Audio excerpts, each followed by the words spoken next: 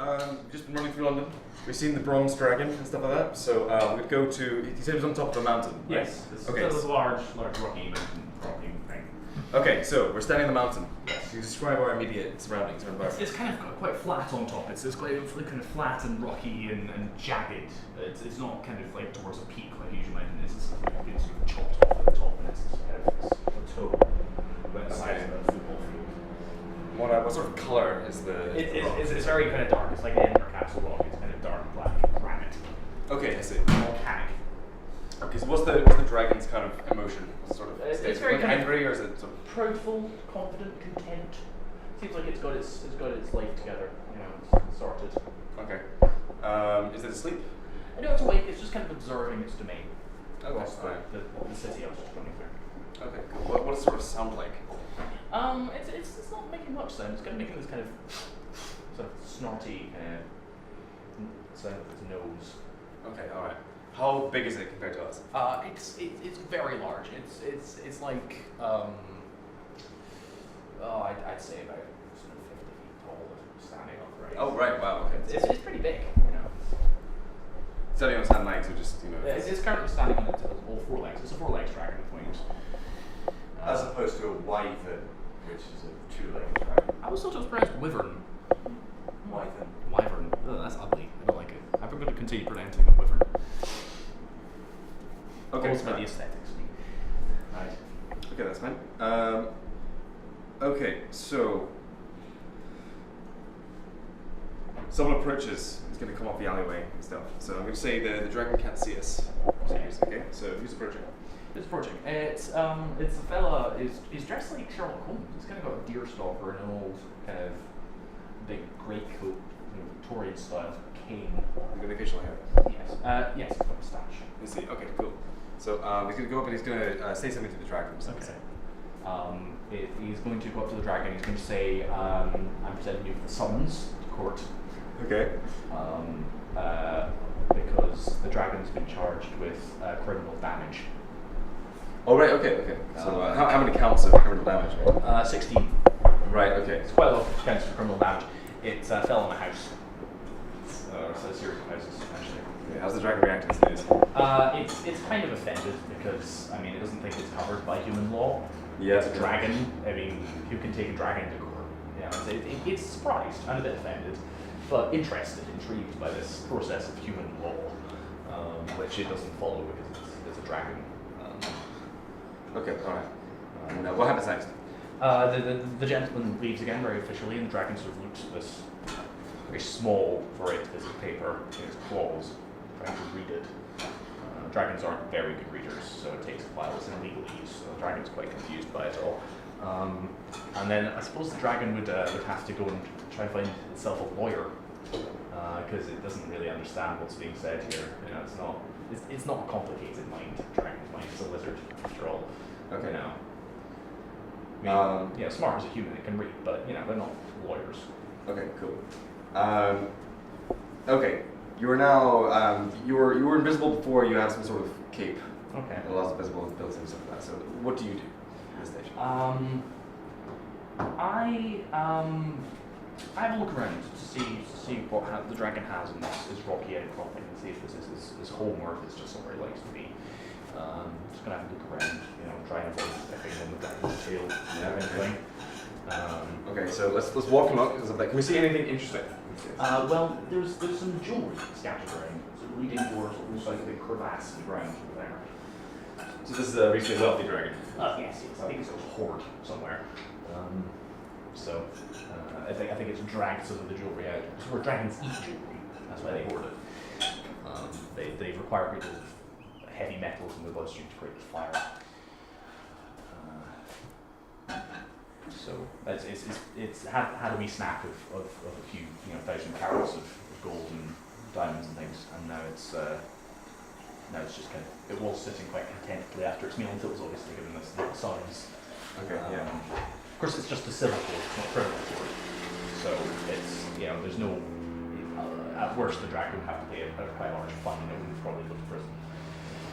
But the dragon doesn't really know this because, as I said already, it can't really understand what's being said in the writing, and it's a bit too small for it to read. Okay. going to transport us to the office of.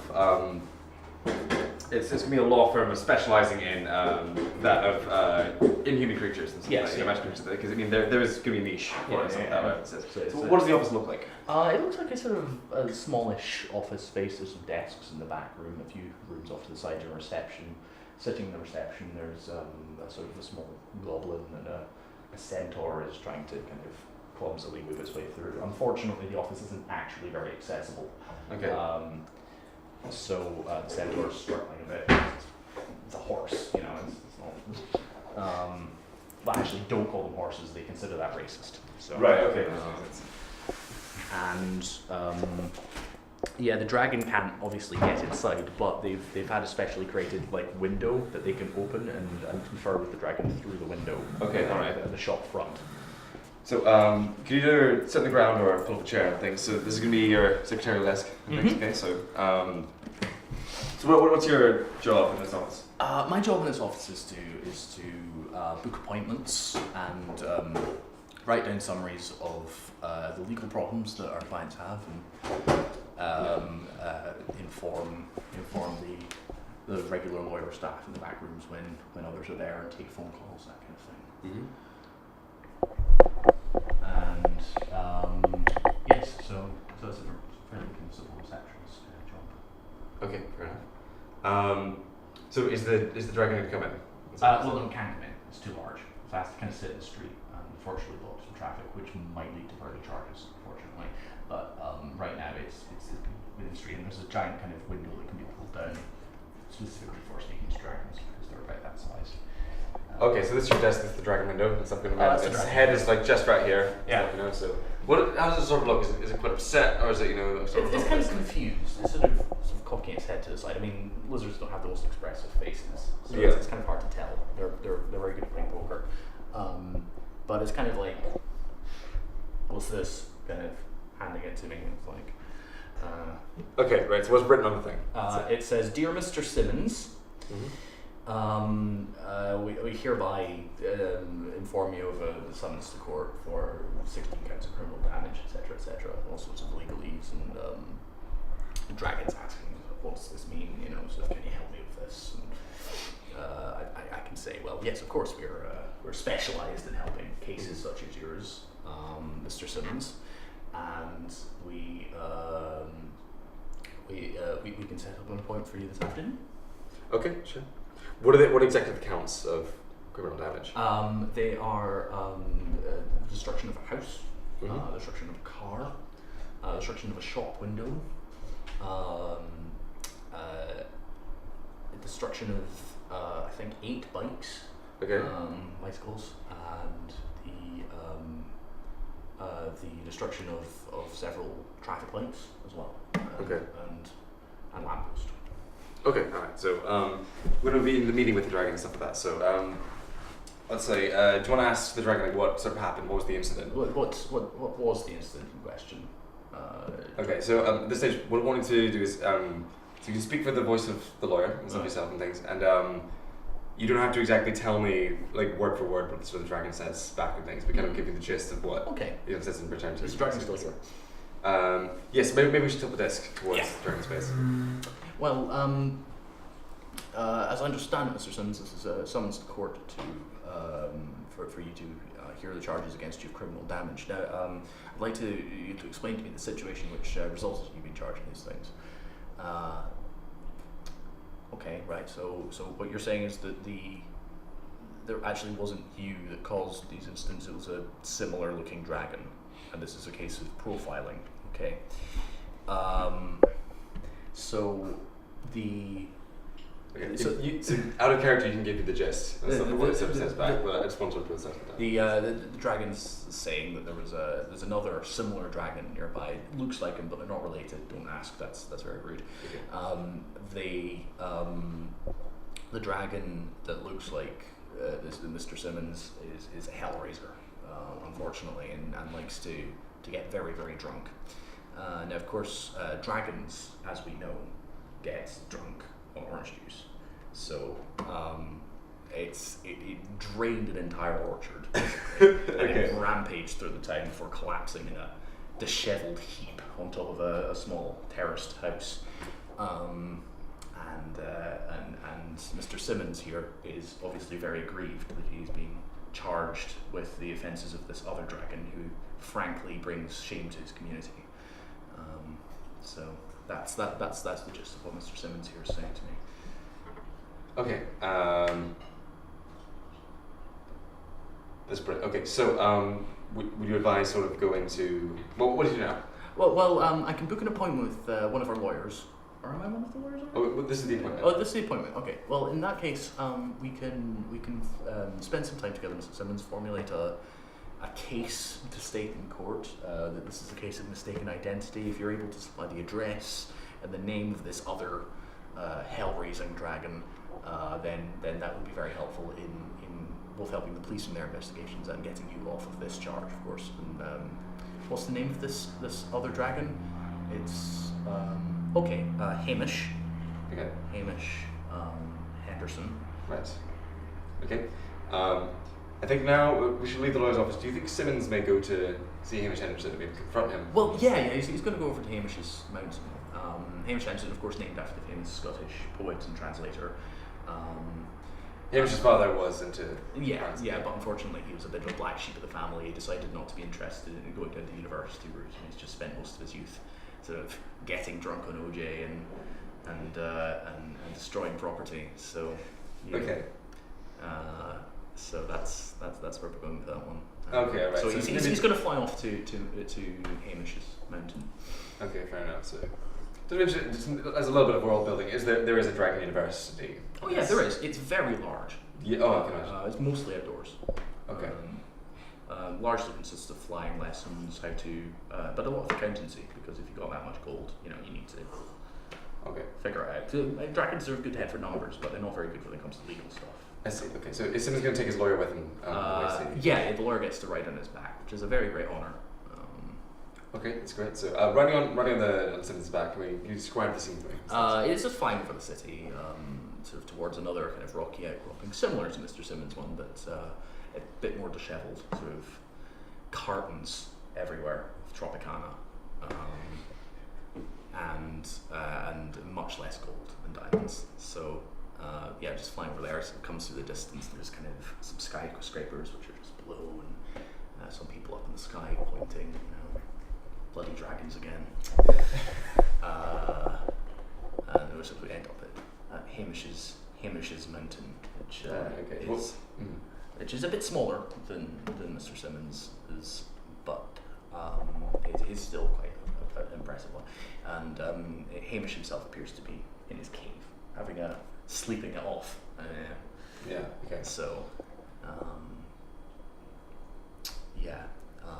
So Mr. Simmons will land, his lawyer will come off, and the lawyer will say, "So this is the dragon you identify as the perpetrator of these events?" And he's like, yes, I saw them from my own mountain. I saw him. And he's like, bringing shame our community again, just because he looks like me. I keep getting accused of his actions. Sets fire to a small nearby tree out of frustration.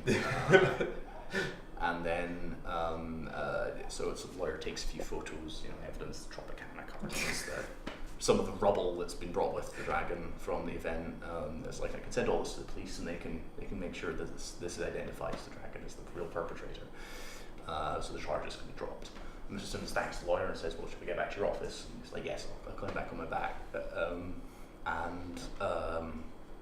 Before we go though, Mr. Simmons wants to write a note to stick on Hamish's cave, just to say, you got to stop this. You got to clear up your life. Sort your act out, that kind of thing. Given the number of a local chapter of Orange Drinkers Anonymous, that kind of thing. Yeah. Because clearly he's got a problem. The guy can't control himself. And when a dragon can't control itself, you've got serious problems. Yes, it's. Can you describe what Hamish looks like himself? Hamish looks very similar. From what we can. Oh yeah, of course. To Mr. Simmons, but he's not quite as large, and he's got sort of a big scar running down his side. He accidentally crashed against a crane once. Scarred on the side, so. So that's one of his most distinguishing features, and obviously his breath constantly smells of oranges. So, Okay, fair enough. which in the dragon community is a bit, Yeah. Okay, so and like maybe about later having left a message and stuff Yeah. too. Again, we can say Hamish knocks over a particularly noisy tree, Yeah. and Simmons wakes over a particularly noisy tree, and Hamish is going to awaken. Yes. And how does Hamish react to? Well, he doesn't really react. Okay. He's quite hungover. So he kind of sort of groggily sort of tries to get out his cave, smacks his head off it, kind of Okay. claws his way out. What's going on. By this point, of course, Mr. Simmons is flying off with his lawyer because he doesn't want his lawyer to get hurt in the process. That wouldn't exactly help his court case. So he just sees Mr. Simmons flying off. He's like, "Oh, that's bloody old man Simmons. What a loser." Get the fuck off my mountain, kind of thing. Okay, fair enough. Okay, I'm going to say Hamish actually flies up to go meet them and things like that. Okay. Well, he kind of groggily gets his wings working. He's a lizard, so fortunately it's a warm day, so his blood's warmed up. Mm-hmm. But he flies up to kind of head back towards them, and Hamish is like, what the hell do you think you're doing coming to my mountain? That's dragons are supposed to come to each other's mountains without being invited first. It's very rude. And Mr. Simmons says, I've got nothing to say to you. I said, all in the note, your embarrassment, frankly, you've got a problem, and now I'm getting caught up in your issues, and Mr. Simmons just talk to the claw, because the lips are pissed, and the lawyer of course says that sort of any contact with my client can be deemed as harassment, and I will make a note of everything you do. And Hamish is very confused. It's like, why does he have a lawyer? What's going on? So he kind of just flies off to see if he can find another orchard, another orange orchard to. Okay. Does he not question why? Simmons doesn't explain this. Yeah, well, all Simmons says is that it's he's been caught up again in one of Hamish's latest sort of problems again, and of course Hamish doesn't remember what happened because he was too blitzed at his head on mandarins. Okay. So he doesn't know what's going on. So he just flies off to have a quick wake me up and try and figure out what's going on, because he can't remember what happened. He's been out for a week. Dragon's hangover's hard. They kind of sleep on and off quite long periods. And it's the autumn already, so he's sleeping for a bit longer. It's the cold weather. Right, let's bring it to an end there. That's everything. So, cool.